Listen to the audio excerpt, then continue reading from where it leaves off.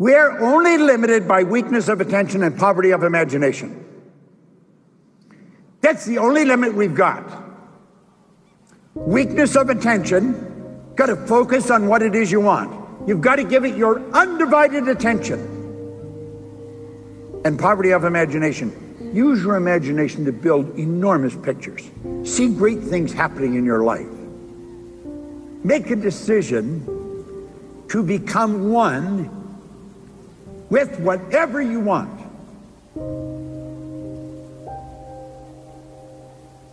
A lot of people are wandering around, they don't know what to do. Their life isn't going where they want it to go, they're not doing what they want to do, and they're stuck. And they don't know how to change it. You see, we've got the ability to create the kind of life we want, but it doesn't happen by accident. Yet, if you don't gain an awareness of who you are and what makes you tick, odds are pretty good you'll never be free. Most people live in a little cage of their own making, and they don't even know it. You and I are God's highest form of creation. There's nothing on the planet that will equal us. Now, I often point out that we're the only creature on the planet that's totally disoriented in our environment. It's true. All the other little creatures are completely at home in their environment. They blend in. We don't. We've been given the mental faculties to create our own environment. It's just that most people don't do a very good job of it. School doesn't teach us how to do it. You go right through our educational system, come out and know virtually nothing about yourself. I want you to take your phone and look at it. And think of this. Let each of those lines on the screen represent a level of vibration. Everything the phone can do, you can do with your marvelous mind. We refer to these levels of vibration as frequencies.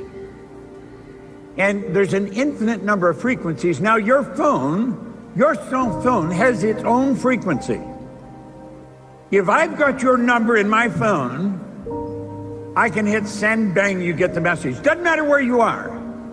I could take a picture, hit send, and simultaneously with me hitting it, you'll have it. See, in truth, there isn't any time or space. That's an illusion. We're dealing here with energy, and we're dealing with frequencies. We're dealing with energy. Everybody's phone has its own frequency. Well, you know, so do people. You can transfer pictures from your mind to somebody else's mind on the other side of the world just the same as you can with your phone. Now, most people never really gain an understanding of that or how to do that. But everything you're thinking, you're sending off charges of energy. Thought is energy. Thought waves are cosmic waves that penetrate all time and space. Thought waves makes the laser look puny. It's the most potent form of energy is. Most people don't really know much about it. They don't think very much about it. Every great leader that has ever lived has been in complete and unanimous agreement that you and I become what we think about. They've disagreed on almost everything else but that one point. We truly do become what we think about. You know, most people think of what they don't want. They spend time thinking about what they don't. I get so sick of living this way. I'm so tired of never being able to afford it. I'm so sick of not taking a nice vacation. I'm so sick, and that's all they're talking about. And they're attracting it. They've magnetized themselves to what they don't want. Well, if we will think of the phone, get it straight in your mind. Your mind works like the phone. Do you know that everything we want is already here? You're going to find nothing's created or destroyed. Everything's already here, but we've got to get on the frequency that it's on. We've got to get on in tune with it. And when we do, it comes flying at us. Now, what The Secret didn't do, it didn't teach you much about the law of attraction. Talked a lot about it, but didn't teach much about it. Law of attraction is a secondary law. It's not a primary law at all. The law of vibration is the primary law. That law decrees everything vibrates, nothing rests. This whole building and everything in it, you and me and everything in it, is moving. It's energy and it moves. It's in a very high speed of vibration. This body we're living in moves. As we activate brain cells, everything in us starts to change. And we can activate those brain cells at will. And listen, most people don't listen. They talk and they hear, but they don't listen. You hear with your ears, you listen with your emotions. Now, everything you want is also on its own frequency. I don't know what you want. If I were to sit with you one-on-one, that's what I would be digging for. I would be asking questions, and I would be wanting to figure out, what do you want? And you know, most people don't know what they want. Look at your present results right now. I want you to really think about your results. If you're thinking about your income, look at your income. You're talking about relationships, look at your relationships. If you're talking about your health, really take a good look at it. You're attracting what you're in harmony with. Now, if somebody had told me that when I first started, I wouldn't have liked it. Because I didn't like what was coming into my life. I didn't like it at all. But we've got to understand, nobody's given it to us. If it's coming, we've earned it. If we don't like it, we can change it. It's so basic and so simple. Energy attracts like energy. This thing we're living in is a molecular structure. It's a massive energy and high speed of vibration. Yet whatever we're thinking controls the vibration we're in. Because as we think, we activate brain cells, and that's what causes us to vibrate. Now, what you're thinking dictates how you feel. Feeling is the language of the subconscious. When you say, I feel, what you're really talking about is the vibration you're in. You say, I feel terrible. You're in a terrible vibration. Change your thinking. But you know, a person in a terrible vibration doesn't want to hear that. It's almost like they want to enjoy their misery. You know people like that. Now you see somebody else and they say, God, I just feel phenomenal. That they are choosing good pictures.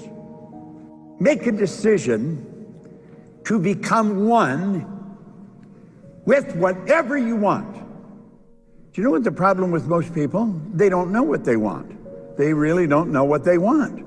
And it's rather sad because you can have anything you want. There is absolutely no limits, none.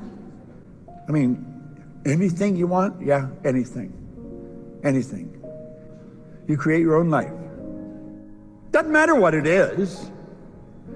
There are laws that govern this whole universe.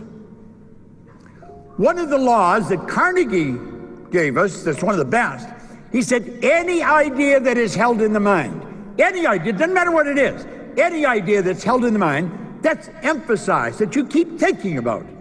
Now get this, that's either feared or revered.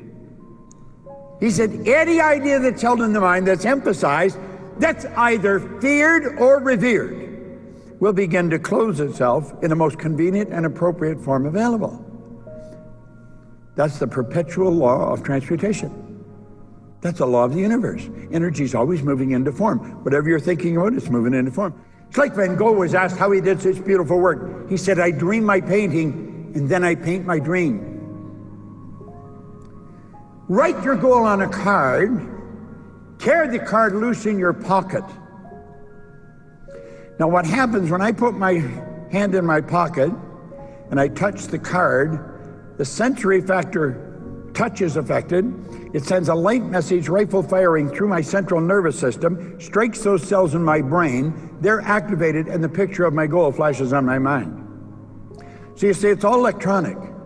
You're much like your phone or like your computer. You're in charge, and you can dictate what pictures you want coming on your mind, and that picture must move into form. That is an absolute law. We're only limited by weakness of attention and poverty of imagination. That's the only limit we've got. Weakness of attention, got to focus on what it is you want. You've got to give it your undivided attention. And poverty of imagination. Use your imagination to build enormous pictures. See great things happening in your life. What pictures are you holding on the screen of your mind?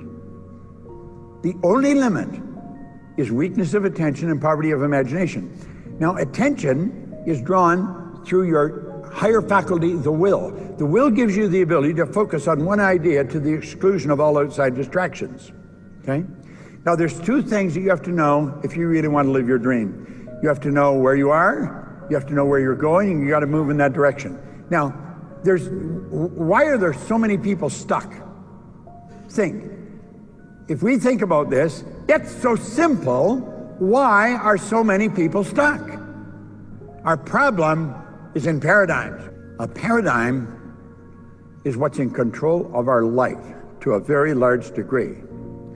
And it's the paradigm that keep people stuck. A paradigm is a mental program that has almost exclusive control over our habitual behavior. Now think, a paradigm is a program that has almost exclusive control over our habitual behavior. And get this, almost all of our behavior is habitual. Paradigms control your perception. Perception is a mental faculty. Animals do not have perception, humans do. Perception is one of the higher faculties that we've got. Your paradigm controls your use of time. Do you know that every one of us get exactly the same amount of time? We get all there is. No one gets any more than anyone else. Your paradigm controls everything. It also controls your creativity. You'll see some people are not creative and others are. That's not true. Everybody's creative. You're created in God's image. Our problem is we got that reversed and we created God in our image. You are a creative being. You are truly a creative being. Your paradigm controls your effectiveness because it controls what you do, how you do it. Yet, of course, your effectiveness is going to dictate your productivity. How productive are you? Now get this, your paradigm controls your logic. This is huge. You'll have people say, well, you've got to be realistic. Or they could say, that's illogical. How often does logic stop you? Well, that's not realistic. If you can think it, you can do it when you think. And of course, it controls your ability to earn money. But you see, most people really don't understand money. All the money in the world is available to us. All we have to do is earn it. And working happens to be the very worst way to earn money. It's true. Listen, this guy studied 500 of the world's most successful people. And he pointed out in here, if you believe that hard work and honesty alone will bring riches, perish the thought it's not true. Riches, when they come in huge quantities, are never the result of hard work. Riches come, if they come at all, in response to definite demands based upon the application of definite principles and not by chance or luck. That's all by law. There is no end to what you can earn. None. Now, paradigms keeps you boxed in all of those areas. It's just like there's a box around us. And every time we go to change, we hit the wall. And it doesn't happen. When you make up your mind, you're going to change the paradigm, the wall comes down. But I'm going to tell you something. That doesn't mean you're going to change right away. You make a decision, I'm changing this, that wall will come down. Then you'll be in a position to start moving, and the wall is down. You're not bouncing off it anymore.